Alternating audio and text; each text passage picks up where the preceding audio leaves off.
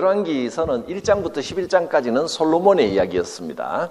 솔로몬이 왕이 되는 과정, 그 다음에 솔로몬이 축복을 받고 강성했던 내용들, 솔로몬이 성전을 건축하고 자기 왕궁도 건축하고 하는 내용들, 그리고 11장에 가면 말년에 솔로몬도 교만하여 타락해버렸다.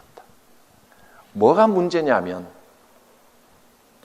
아내들을 많이 둬서 남자들이여 여자 말을 조심해야 됩니다. 여자 말을 잘 가려서 들어야 남자 인생은 성공한다는 것을 저는 뼈저리게 느끼고 있습니다. 대표적으로 두 여자 말을 잘 들어야 되죠.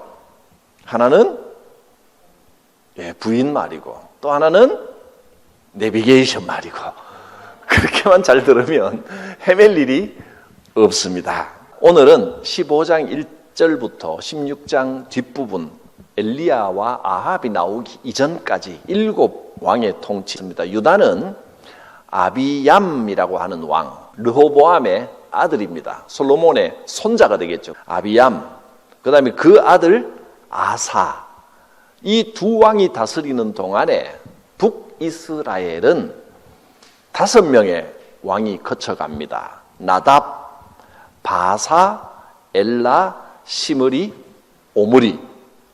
이름도 또 시므리, 오므리 이렇습니다. 오므리가 시므리를 죽여버렸습니다. 나눠드린 이 표에 보면 이스라엘과 유다의 왕들이 나와 있는데 기원전 874년까지 여기까지가 7왕의 통치 시절입니다. 그런데 오른쪽에 유다의 르호보암의 아들을 보면 제가 쓴 자료에는 아비얌이라고 되어 있는데 여기는 아비야라고 되어 있죠.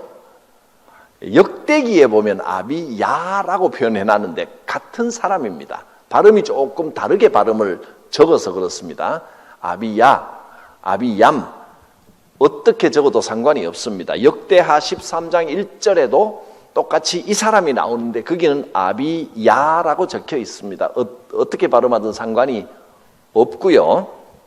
그 다음에 쭉 내려가 보면 5번 기록 순서 5 되어 있는데 제일 밑에 보면 이스라엘의 852년에 요람, 여호람 이렇게 이코르라고 되어 있죠. 근데 오른쪽에도 보면 여호람, 여기는 요람을 먼저 썼고 요람, 이코르라고 되어 있습니다. 무슨 말이냐면 이스라엘의 아시아 왕의 아들 요람이 있습니다.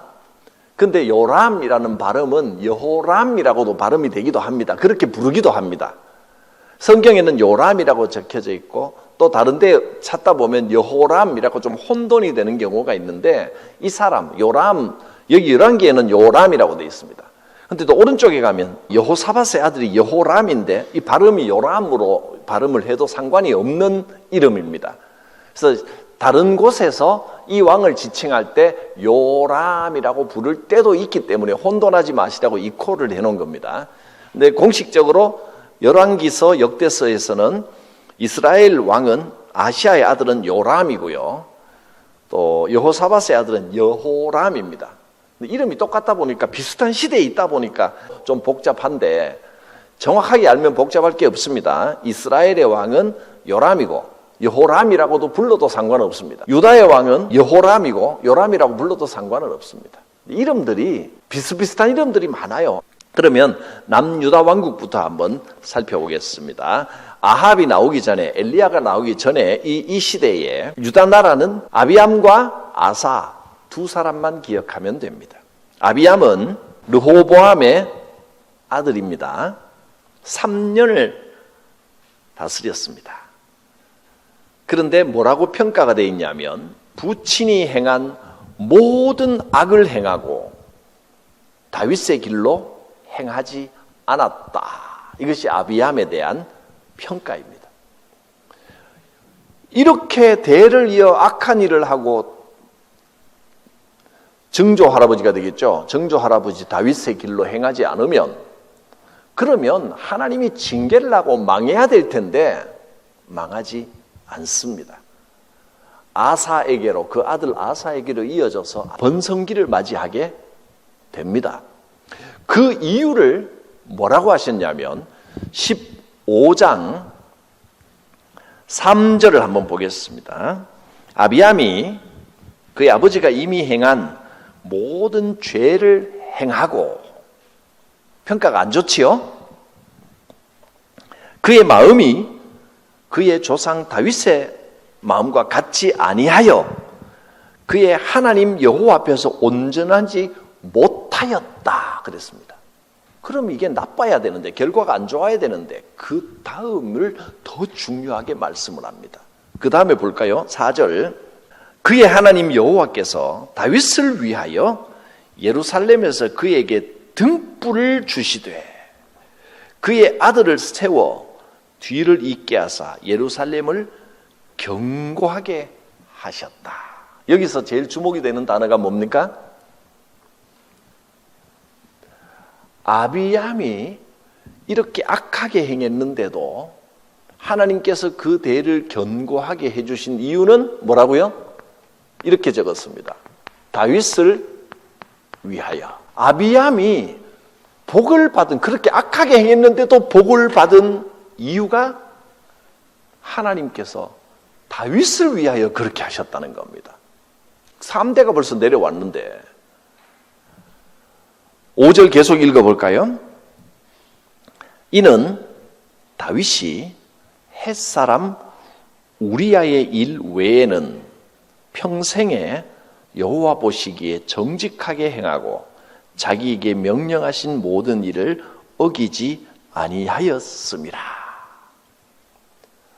다윗이 하나님 앞에서 정직하게 행했는데, 정직하다는 말은요 실수가 없다는 이야기가 아닙니다. 하나님 앞에 솔직하게 자기의 연약함을 인정하고 실수를 인정하고 하나님 앞에 민감한 회개하는 삶을 살았다는 겁니다. 다윗의 그 마음을 받으셔서 다윗 밑에 솔로몬, 그 다음에 르호보암, 그 다음에 아비암인데 증조 할아버지 다윗의 행실을 인하여 이 가문을 하나님이 든든하게 지켜주시고 아사까지 이어지는 이 가문을 지켜주셨다는 겁니다. 이 집을 든든하게 해주셨다는 겁니다. 이거 이해가 가십니까? 가문의 복을 받았습니다. 가문의 복을. 어떻게 보면 영적인 축복이 개인 것만이 아니라 가문의 복이기도 하구나 하는 것을 깨닫게 됩니다.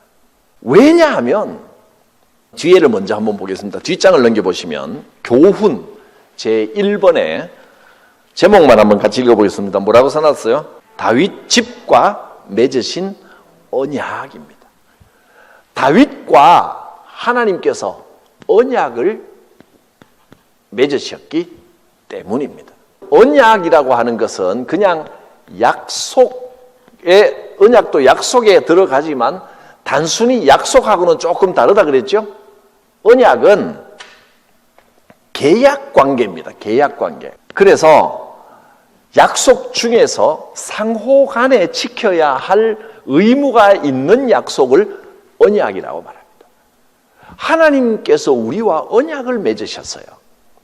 너희가 정직히 행하면 나도 너희에게 복을 주고 너희의 온 가문을 견고하게 해주겠다 약속을 하셨습니다.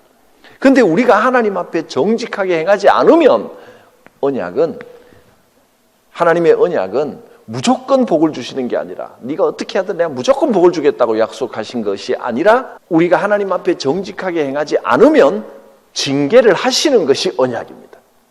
징계가 있습니다. 근데 제일 중요한 게 뭐냐면 하나님께서 우리는 언약 안에 있는 백성입니다. 여러분은 하나님의 언약 안에 있습니다.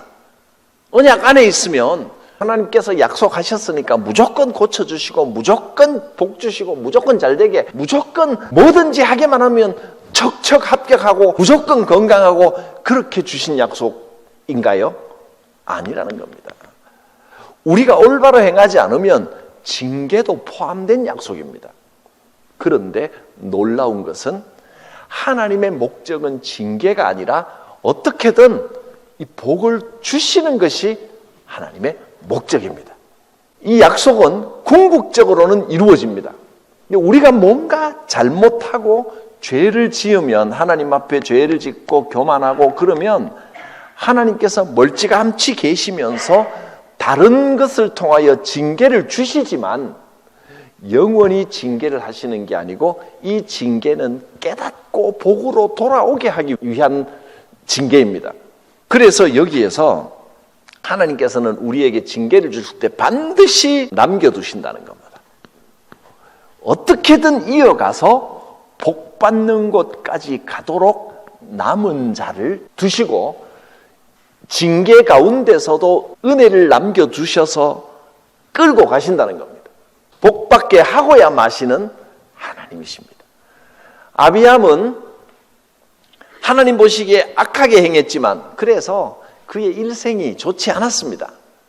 그런데 하나님은 완전히 버리지 않으시고 다윗과 맺은 언약으로 그에게 징계를 주셨지만 완전히 버리지 않으시고 이끌고 가시는 겁니다.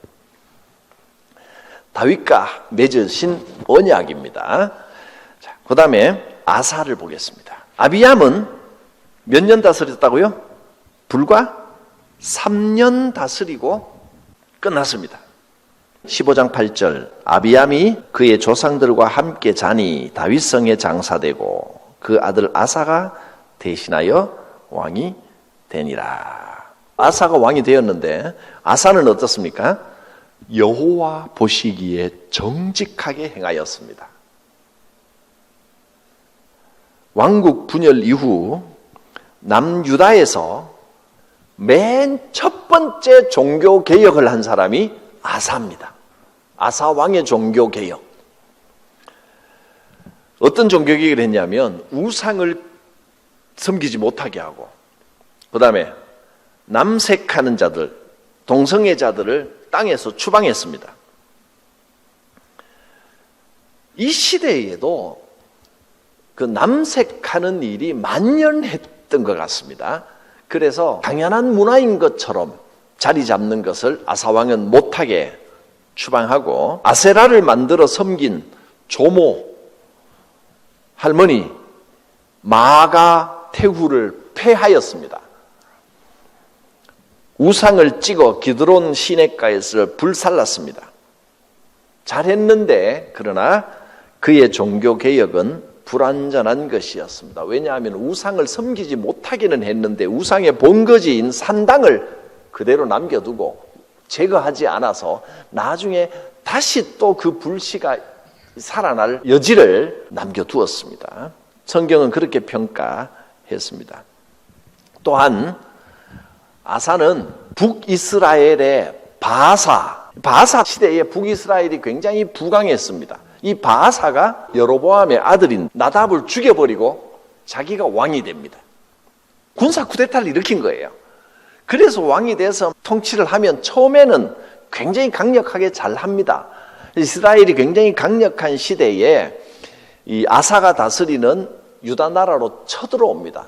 이스라엘이 10지파가 뭉쳤고 유다는 한 지파밖에 없잖아요. 그러니까 북이스라엘이 더 강할 수밖에 없습니다. 바사가 남쪽으로 쳐내려오는데 여기 왕은 아사 왕입니다. 아사는 아비암의 아들이죠. 아사가 다스리고 있습니다. 그랬더니 아사가 겁을 먹었습니다. 큰일 났다. 이 전쟁에서 이기지 못하겠다. 그래서 도움을 청합니다. 아람 나라 저 위쪽에 있는 이쪽에 아람은 이쪽에 있습니다. 아람 나라와 협약을 맺어서 이스라엘을 위에서 이루고 밑에서 협공을 해서 바사를 공격하면 훨씬 효과적이잖아요. 아람 나라의 원군을 청합니다. 아사는 북이스라엘 바사와의 전쟁에서 아람 나라를 끌어들임으로써 약속의 땅을 더럽히는 실수를 저질렀다. 이것 자체가 잘못한 거라고 성경은 그렇게 말씀하십니다. 하나님께서 아람 나라를 들어서 잘못한 것을 치는 것은 하나님이 하시는 일이지만 이 백성이 애굽을 끌어들이든 아람을 끌어들이든 다른 나라를 끌어들여서 자기 동족을 공격하는 것을 하나님은 좋게 보지 않으셨다 하는 것입니다. 그거를 아사의 잘못한 일이라고 평가하고 이 일 때문에 곤란한 일을 겪게 됩니다. 16절 보면 아사와 이스라엘 왕 바아사 사이에 일생 동안 전쟁이 있으니라. 이 7왕 시대 내내 북왕국과 남왕국은 왕이 누가 되든지 간에 계속해서 전쟁이 오갔다는 것을 알 수가 있습니다. 사이가 안 좋았습니다. 그리고 17절 이스라엘 왕 바아사가 유다를 치러 올라와서 라마를 건축하여 사람을 유다 왕 아사와 왕래하지 못하게 하려 한지라. 중간에 성을 건축해서 유다를 곤란하게 막아섰다는 겁니다. 그래서 어떻게 됐습니까? 18절 아사가 여호와의 성전 곡간과 왕군 곡간에 남은 은금을 모두 가졌다가 그 신하의 손에 넘겨 다메섹에 거주하고 있는 아람의 왕 헤시온의 손자 다브림몬의 아들 베나단에게 보내며 이르되 성전에 있는 은금을 다 긁어모으고 왕궁에 있는 은금을 다 긁어모아서 베나단에게 보냈다는 겁니다. 그리고 우리 좀 도와주시오. 하나님 이거 기뻐하지 않는다는 겁니다. 전쟁이 나고 누군가 쳐들어와서 나를 괴롭힐 때 덜컥 겁이 날 수 있습니다. 그래서 세상적인 방법을 강구하여 어떻게든 이 난관을 극복하려고 하는 생각을 얼마든지 할 수 있습니다. 그런데 하나님께서 그것을 기뻐하지 않으셨습니다. 신앙 안에서 일어난 문제는 신앙 안에서 해결을 해야 됩니다. 야곱처럼 천사와 씨름을 하든지 그래서 밤새도록 씨름해서 다리가 부러지든지 간에 끝까지 기도로 매달려 하나님과 끝까지 하나님 이거 도와주십시오. 끝까지 하나님 안에서 해결을 믿음 안에서 해결을 보셔야 됩니다. 외부 세력을 끌어들여서 머리를 써서 쉽게 해결하는 거 하나님 원치 않으신다는 겁니다. 이것을 기뻐하지 않는 실수라고 성경은 그렇게 평가합니다. 자, 그 다음에 북왕국 이스라엘의 5왕 나답 여로보암의 아들입니다. 근데 바아사가 군사 쿠데타를 일으켜서 나답을 죽여버립니다. 왕된 지 겨우 2년 만에. 여기에 몇 년 다스렸다 제가 적어놓은 건 다 횟수로 센 겁니다. 그래서 연도 가지고 빼기를 해보면 1년 정도 조금씩 차이가 있을 수 있습니다. 횟수로 2년 다스렸는데 바아사가 끝내버리고 자기가 24년을 다스리고 난 다음에 아들에게 물려주자마자 그 아들은 또 2년 다스리고 또 그 대가 끝나버립니다. 하나님께서 다윗을 위하여 르호보암, 솔로몬의 가문, 다윗의 가문, 이 가문은 가문의 복을 주셔서 지켜주셨는데 이스라엘은 군사력이나 뭐나 여건이나 훨씬 더 이게 크고 좋은데도 가문의 복이 없습니다. 계속 2대를 넘기질 못합니다. 왕조를 세우고 그 아들 대에 가서 2년 만에 끝나버리고 왕조를 세우면 그 아들 대에 가서 2년 만에 끝나버리고 여러분 가문의 복을 받기를 원하십니까? 다윗같이 행하면 됩니다. 하나님 앞에 신실하면 됩니다. 하나님 나는 연약합니다. 죄인입니다. 다윗은요 하나님 앞에서 다윗의 특징이 그겁니다. 잘난 척하지 않습니다. 인간이 하나님 앞에서 어떻게 잘난 척을 해요? 그 당연한 것 같은데도 실제로 행하는 걸 보면 하나님 앞에 잘난 척하는 사람 많습니다. 신앙생활 한다고 하면서도 여전히 자기 생각, 자기 주장, 자기 고집을 버리지 않고 하나님 앞에서 잘난 척하면 그 아들대가 2년을 못 넘깁니다. 자녀에. 근데 다윗은 여기도 나왔지만 우리아의 아내를 범하는 큰 죄를 지었고 살인과 또 살인 교사, 간음, 음란, 온갖 죄를 다 저질렀잖아요. 그리고 자기에게 충성하는 신하를 배신했고 온갖 음모를 꾸미고 그런 차마 입에 담을 수도 없는 죄를 지었지만 다윗은 빨리 회개하고 자기의 연약함을 알고 하나님 나는 연약합니다. 이 고백이 있기 때문에 죄를 지어도 빨리 깨닫는다는 거죠. 하나님께서 그걸 귀하게 여기십니다. 이 선언이 저를 향한 선언, 여러분을 향한 선언이 되기를 바랍니다. 여호와께서 김 목사가 부족하고 죄도 많지만 김 목사를 위하여 가문의 복을 주시니라. 아이고, 제 이름만 되는데 아멘 해주셔서 감사합니다. 여러분은 여러분의 이름을 넣으시길 바랍니다. 비록 연약하고 부족하지만 여러분을 위하여 가문의 복을 받으면 부족하고 연약해도 하나님께서 이끌어 주시고, 비록 악하여 징계를 받는 일이 있다 할지라도 끝까지 이끄시고야 만다는 겁니다. 이게 복입니다. 그런데 이스라엘은 이대 만에 계속 끝나버립니다. 엘라, 바사의 아들입니다. 왕조 설립자의 뒤를 이은 아들이나 후계자가 2년을 넘기지 못하고 왕위를 뺏기는 일이 발생한 것은 결코 우연의 일치라고만 볼 수 없다. 이는 하나님의 보이지 않는 섭리가 북이스라엘의 역사에 적극 개입하셔서 죄악된 왕조를 공의로 심판하신 것이다. 15장 28절, 유다의 아사 왕 셋째 해에 바사가 나답을 죽이고 대신하여 왕이 되었는데, 그 다음에 16장 11절, 바사 집이 어떻게 됐습니까? 바사의 온 집을 멸하였는데 가문이 멸절당해 버렸습니다. 선지자 예후를 통하여 바사를 꾸짖어 하신 여호와의 말씀같이 되었느니라. 16장 1절에 보면 선지자 예후가, 하나님의 아들 예후가 바사에게 와서 예언을 합니다. 기회를 주시는 거예요. 사실 이 길이 다 정해져 있다고 볼 수도 있는데, 근데 성경을 보면 우리의 길이 운명처럼 정해져 있는 게 아닙니다. 북이스라엘은 무조건 망하게 되어 있는 게 아닙니다. 선지자를 보내십니다. 예후라고 하는 선지자가, 여기 보면 나중에 왕 이름에도 예후가 나오는데요, 그것도 또 동명이인입니다. 성경에 동명이인이 많이 나옵니다. 예후가 바사에게 와서 뭐라고 하는지 한번 보십시오. 16장 1절, 여호와의 말씀이 하나님의 아들 예후에게 임하여 바사를 꾸짖는데, 이렇게 꾸짖습니다. 꾸짖는다는 말은요, 기회를 주신다는 뜻입니다. 하나님이 꾸짖을 때 그 메시지를 제대로 알아들어야 됩니다. 근데 설교를 듣고 말씀을 들을 때 불편한 이야기 들으면 듣기 싫죠. 두고 보자, 저거 나한테 하는 이야기지.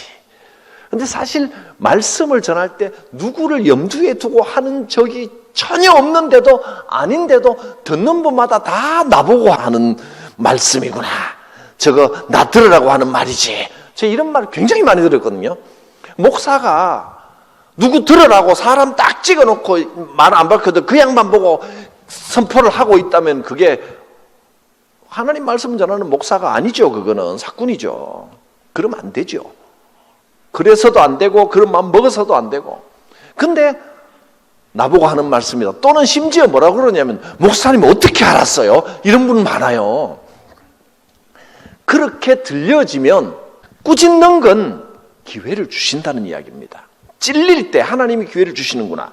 하나님께서 바사에게도 기회를 주셨습니다. 복을 받는 가문이 될 수 있는 기회가 왔습니다. 보세요. 2절, 내가 너를 티끌에서 들어 내 백성 이스라엘 위에 주권자가 되게 하였거늘. 너 먼지 같은 인간을 왕으로 세워주지 않았느냐, 그 말이죠. 그런데 내가 여로보암의 길로 행하며, 여로보암의 길이 뭡니까? 금송아지 만든 겁니다. 그리고 편법을 쓰는 겁니다. 하나님께 매달리지 않고 우선 막 잔머리를 써서 편한 길로 가는 겁니다.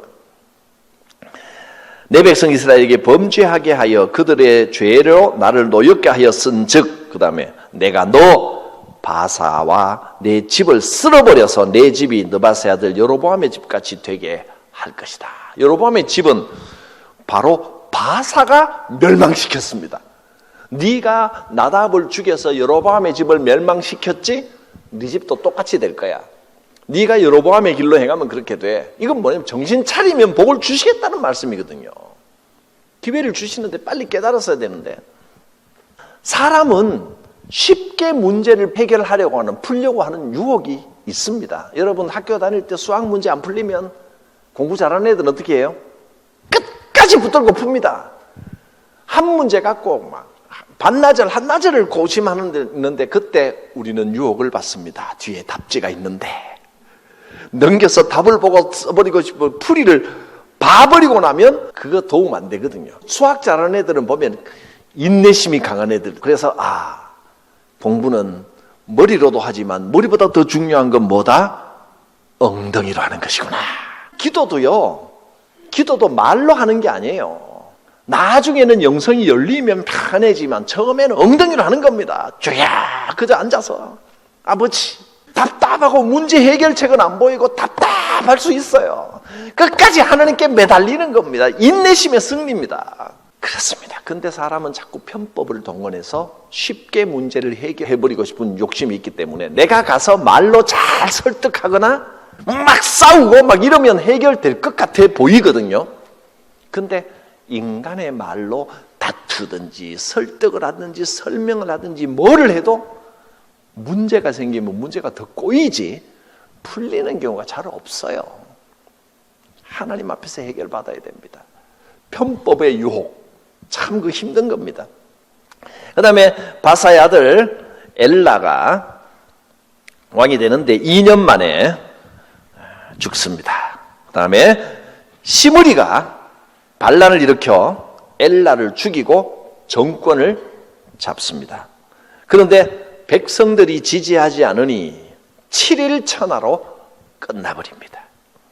오므리가 시므리의 반란을 진압하고 군부의 추대를 받아 오므리는 정당하게 한 거예요. 왜냐하면 자기가 역성혁명을 일으킨 게 아니고 혁명 일으킨 시므리를 정복하고 왕은 이미 죽었으니 자기가 계엄군을 꾸린 거예요.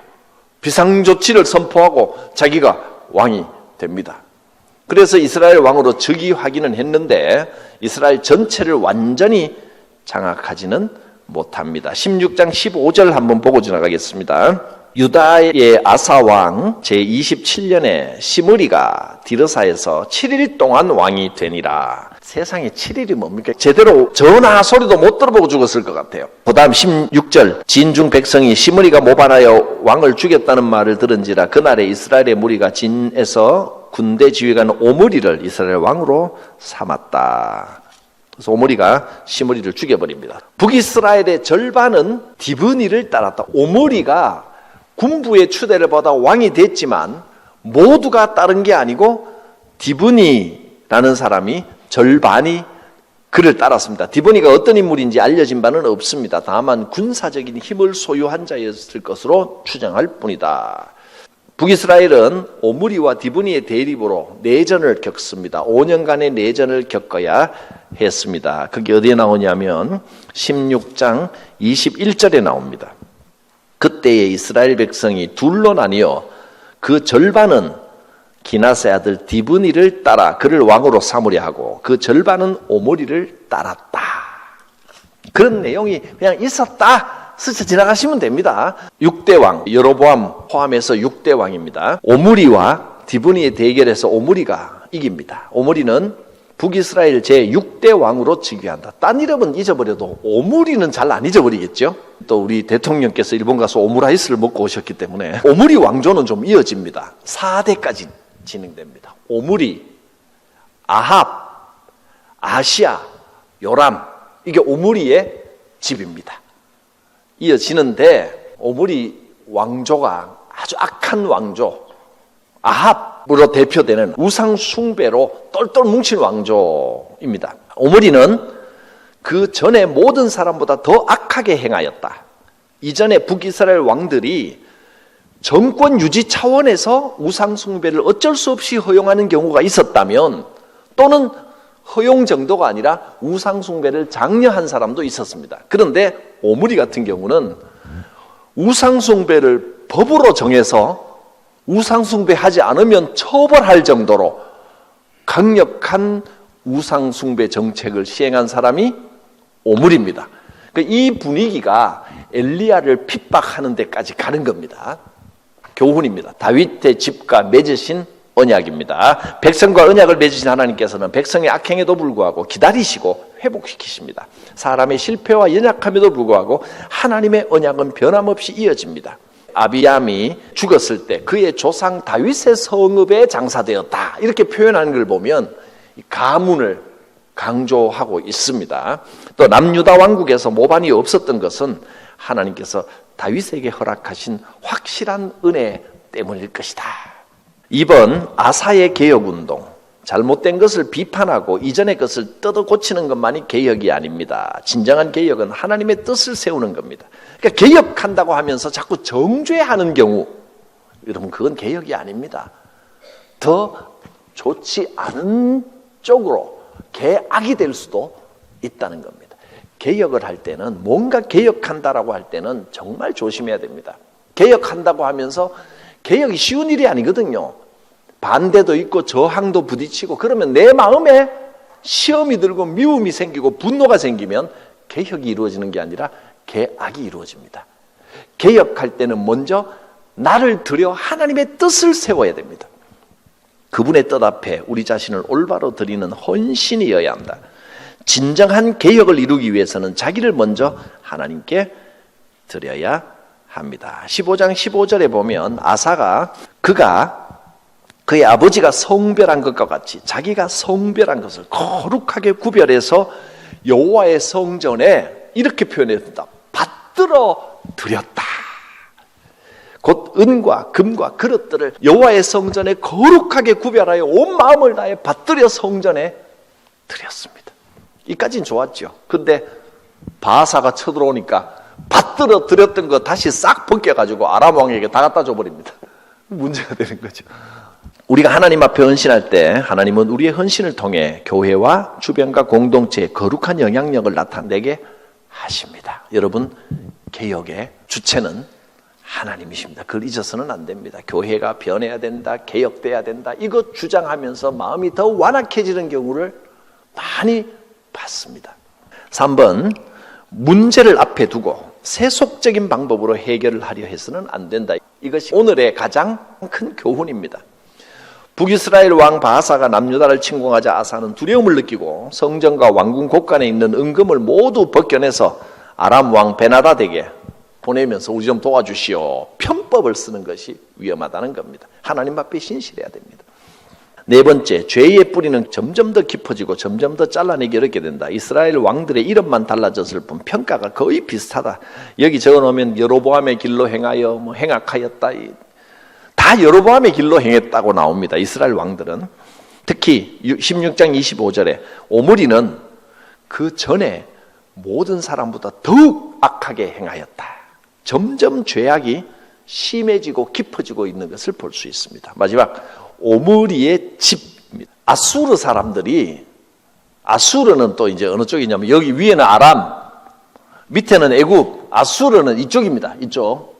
아수르 사람들이 북이스라엘을 이름을 오므리의 집이라는 표현으로 불렀습니다. 북이스라엘을 부르기를 오므리의 집, 이렇게 불렀다는 겁니다. 그만큼 오므리가 이스라엘 역사에 굉장히 중요하고 강력한 인물이었습니다. 대표적인 인물입니다. 그런데 성경은 오므리의 치적에 대해서 단 6절만, 그것도 아주 부정적으로 기록했습니다. 아무리 유능한 인물이었다고 해도 하나님 보시기에는 아무 의미도 가치도 없는 인생을 살았다는 것입니다. 사람의 안목만 추구하다 보니 하나님이 보시기에 악한 것들이라도 스슴치 않고 감행을 했다. 오늘 주신 교훈 중에 강조할 것을 정리하면 바로 이겁니다.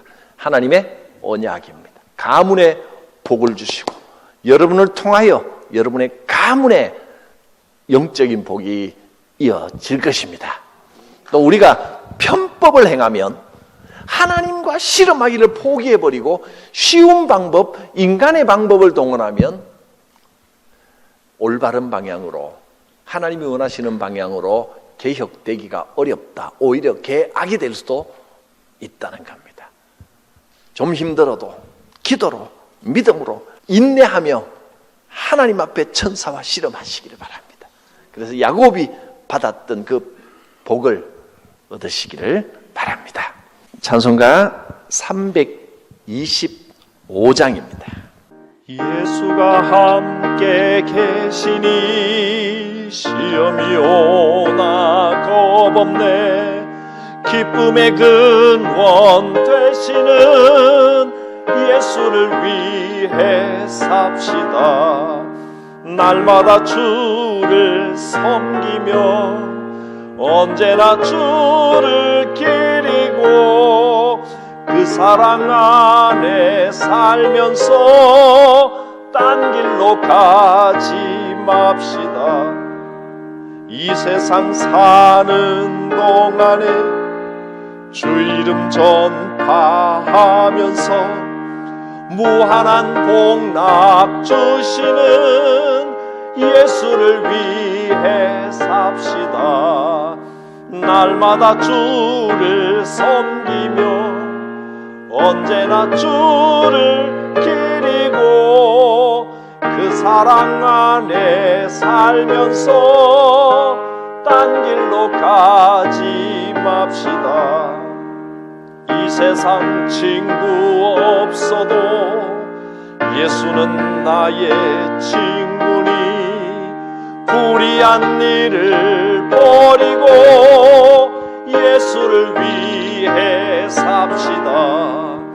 날마다 주를 섬기며 언제나 주를 기리고 그 사랑 안에 살면서 딴 길로 가지 맙시다. 주께서 심판하실 때 잘했다 칭찬하리니 이러한 상급 받도록 예수를 위해 삽시다. 날마다 주를 섬기며 언제나 주를 기리고 그 사랑 안에 살면서 딴 길로 가지 맙시다. 주신 말씀대로 복받는 가문, 하나님의 언약 안에 있는 가문 되게 하여 주시옵소서. 인간의 방법보다 하나님 앞에 기도로 해결받는 인생 되게 하옵소서. 이 두 가지를 마음에 새기고 통성으로 기도하고 제가 축복 기도하겠습니다. 거룩하신 하나님, 우리 안에 아버지의 말씀 깨닫게 하셨사. 주의 말씀이 은혜가 주시옵나니 아버지 하나님, 정말 우리의 가문이 유다의 가문같이 다윗의 가문처럼 하나님의 언약 안에 복받는 가문 되게 하여 주시옵소서. 하나님 앞에 진실되고 순수하게 나아가 주께서 인도하여 주시는 복된 믿음의 가정, 믿음의 가문 되게 하여 주시옵소서. 아버지여, 우리 교회를 지켜주시고 가정을 지켜주시고 삶을 지켜주셔서 만나는 모든 어려움과 장애들 하나님 앞에 기도로 해결받게 하여 주시옵소서. 주님 앞에 매달릴 때 주께서 그 모든 어려움들을 통하여 십자가의 과정을 통하여 우리를 영적인 성장과 축복으로 이끌어 주실 줄 믿습니다. 할렐루야. 주님 감사합니다. 영광 받아 주시옵소서. 구주 예수 그리스도의 대속의 은혜와 우리를 끝까지 사랑하시는 하나님의 그 크고 놀라우신 사랑하심과 성령님의 감동하심, 임재하심, 충만하심이 성도들 각 사람 머리 위에, 믿음의 가정 그 가문 위에, 주의 교회 위에 풍성하게 임하시기를 축원하옵나이다. 아멘.